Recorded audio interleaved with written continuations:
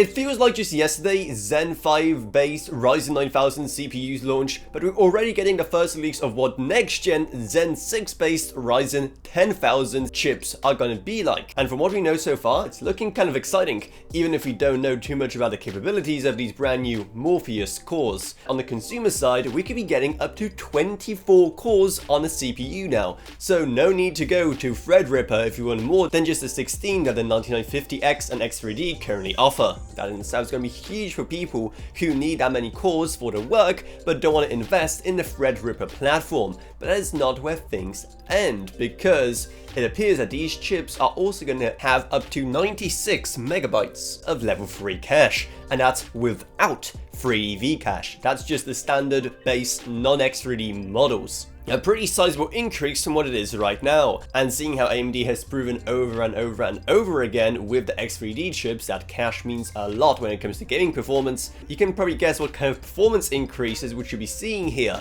Basically, Intel will have a lot of catching up to do, but don't worry, you still have some time to save up for these, given how they'll be most likely launching in 2026. But if AMD keeps the word, they'll still be using the same AM5 socket, so you won't have to invest in a brand new motherboard either.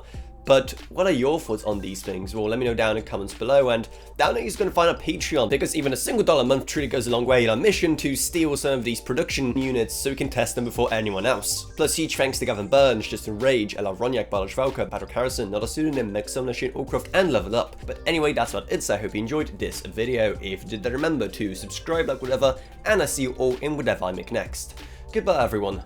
Goodbye.